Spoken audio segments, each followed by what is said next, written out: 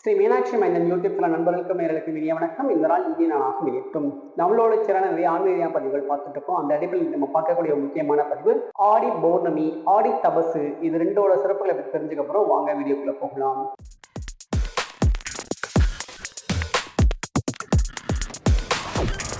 முகம் தோன்றில் ஆறுமுகம் தோன்றும் வெஞ்சம நெஞ்சில் வெயில் தோன்றும் நெஞ்சில் ஒரு காலனுக்கு எதிர்காலம் தோன்றும் முருகாசனம் கந்தாசனம் லட்சுமியில் முருகனுக்கு ரோஹரா. தமிழ் மாசத்தை பொறுத்த வரைக்கும் வரக்கூடிய பௌர்ணமியில ஒவ்வொரு பௌர்ணமிக்கும் தனித்தனியான சிறப்புகள் உண்டு. அதுவும் ஆடி மாசம் வரக்கூடிய ஆடி பௌர்ணமிக்கு ரொம்ப விசேஷமான சிறப்புகள் உண்டு. என்ன காரணம் அப்படின்னு கேட்டா, ஆடி பௌர்ணமி நமக்கு ஜூலை மாசம் 29ஆம் தேதி புதன்கிழமை வருகிறது. இந்த பௌர்ணமியில வந்து ரெண்டு விசேஷமான சிறப்புகள் உண்டு. ஒண்ணு, மதுரையம்பதியில் இருக்கக்கூடிய அழகர் கோவில் இருக்கக்கூடிய கருப்பசுவாமியோட சன்னிதானம் நடைதிறக்கப்படும். வருஷத்துல ஒரே ஒரு முறை ஆடி பௌர்ணமிக்கு மட்டும் நடைதிறப்பாங்க. அது ஒரு சிறப்பு. அதற்கப்புறமாக நம்ம சங்கரன் கோவில் இருக்கு இல்லையா, சங்கர நாராயணர் கோமதிமான் சன்னிதானத்துல அங்க ஒரு திருவிழா நடக்கும். அது ஆடி தபசு திருவிழா. அதை பத்தி நம்ம பார்க்க போறோம். இந்த ஆடி தபசு திருவிழா அப்படின்றது 12 நாட்கள் உற்சவமாக கோவில்ல வந்து கொடி ஏறி உற்சவம் நடக்கும். இந்த 12 நாட்களும் என்ன சிறப்பு அப்படின்னா, அம்பாள் சங்கர நாராயணனும் கோமதி அம்பாளும் பல்வேறு வாகனங்கள்ல வீதி உலா வருவாங்க, காலையும் மாலையும். இதோட சிகர நிகழ்ச்சி அப்படின்னா தபசு காட்சி. தபசு காட்சி எதுக்காக அப்படின்னு கேட்டீங்கன்னா, ஒரு முறை வந்துட்டு கைலாயத்துல வந்து பெரிய ஒரு விவாதம் நடந்துட்டு இருக்குது. ஹரி வேற சிவன் வேற. இந்த சிவனை வணங்குறவங்க ஹரியை வணங்கக்கூடாது, ஹரியை வணங்குறவங்க சிவனை வணங்கக்கூடாது. ஒரு பெரிய வாக்குவாதம் நடந்துட்டு இருக்குது. ரெண்டு பிரிவுகளாக பிரிஞ்சு சண்டை போட்டுட்டே இருக்காங்க. அப்போ சிவபெருமான் இதை சிரிச்சுட்டே பார்த்துட்டே இருக்காரு. அங்க இருக்கக்கூடிய அம்பாள் வந்து பாத்தீங்கன்னா, இதை வந்து ஹரியும் சிவனும் ஒண்ணுதான் உலகத்தை உணர்த்தணும் அப்படின்னு சொல்லிட்டு அவங்க வந்து ஒரு தவம் இருக்காங்க.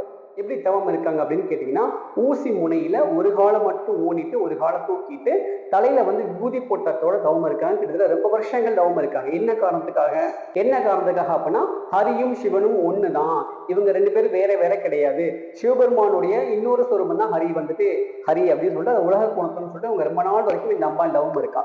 இந்த தவம் இருக்கும்போது இந்த தவத்துக்கு இறங்கி சுவாமி வந்து சங்கர நாராயணர்கள் காட்சி கொடுத்த திருநாள் தான் இந்த ஆடி தபசு. இது வந்து சங்கரன் கோவில் வந்து பெரிய உற்சவமா நடக்கும். 12 நாட்கள் உற்சவங்கள். இந்த 12 நாட்கள் உற்சவம் கோவில கொடியேறி சுவாமி அவள் பல்வேறு வாகனங்கள் காலை மாலை வீதி உலா வருவாங்க. நிறைய கட்டளைகள் மண்டகாப்படிகள் உண்டு. அதெல்லாம் முடிச்சதுக்கு அப்புறமாக கரெக்டா ஆடி பௌர்ணமி உத்திரட்டாதி நட்சத்திரம், அதான் வந்து நட்சத்திரம், அந்த பௌர்ணமியோட தனிச்சிறப்பு. ஒவ்வொரு வருஷம் ஆடி பௌர்ணமி உத்திரட்டாதி நட்சத்திரத்தை அன்னைக்கு மாலை அந்த பௌர்ணமி நிலவுல வந்து அம்பாள் வந்து தவம் இருப்பாள். தவம் இருந்து விபூதி பொட்டத்தோட அம்பாள் வந்து பல்லாக்கில் அலங்காரம் பண்ணி வச்சிருப்பாங்க. ஒரு காலை ஊடிட்டு ஒரு காலை தூக்கிய நிலையில் தலையில விபூதி பொட்டத்தை வச்சுட்டு அம்பாள் தவம் இருப்பாள். சுவாமி அங்கிருந்து சங்கர நாராயண காட்சி கொடுப்பார். எப்படி காட்சி கொடுப்பார்? ஒரு பக்கம் சங்கரர், ஒரு பக்கம் நாராயண காட்சி கொடுப்பாரு. வலது பக்கம் வந்து சிவபெருமான். காதுல வந்து குண்டலம், நெத்தியில விபூதி பட்டை, கழுத்துல வந்துட்டு பாம்பு, கையில வந்துட்டு மான், கீழே வந்துட்டு புலித்தோல் ஆடைகள் இதெல்லாம் போட்டிருப்பாரு.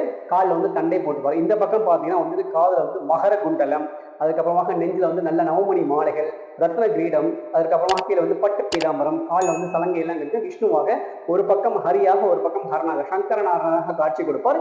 இந்த திருக்காட்சி வருஷத்துக்கு ஒரு முறை ஆடி பௌர்ணமி அன்னைக்கு மட்டும்தான் நடக்கும். இன்னைக்கும் சங்கரன் கோயில் இது விசேஷமான திருவிழா. அங்கே நடக்கக்கூடிய முக்கியமான நிகழ்ச்சியில இந்த ஒரு நிகழ்ச்சி. ஏன்னா இந்த அம்பாள் இதுக்காக தான் தவம் இருந்து கோமதி நாயகி அப்படின்ற பெயரோட அம்பாள் வந்து பூமிக்கு வந்து தவம் இருந்து இந்த காட்சியை உலகத்துக்கும் உணர்த்தி தானும் அந்த சொரூபத்தை தரிசனம் பண்றார். ஹரியும் ஹரனும் வேற இல்ல, இரண்டு பேரும் ஒண்ணுதான் அப்படின்னு சொல்லி அந்த சொரூபத்தை உலகத்துக்கும் காமிச்சு தானும் தவம் இருந்து அந்த சொரூபத்தை வந்து அம்பாள் தரிசனம் பண்றா. அதான் அந்த பௌர்ணமியோட தனிச்சிறப்பு. ஒவ்வொரு வருஷமும் ஆடி பௌர்ணமி உத்திரட்டாதி நட்சத்திரத்தை இந்த திருவிழா நடக்குது. அது வந்து நமக்கு வந்து பாத்தீங்கன்னா ஜூலை மாசம் 29ஆம் தேதி மாலையில நடக்கும். அதான் வந்து இந்த ஆடி பௌர்ணமியோட தனிச்சிறப்பு. இந்த ஆடி தபசு காட்சியை வந்து எல்லாரும் சங்கரன் கோயில போய் தரிசனம் பண்ணி நம்ம கோமதி அம்மா கிட்ட எல்லா வளங்களையும் கேட்டு பெறுவோமாக. நன்றி வணக்கம்.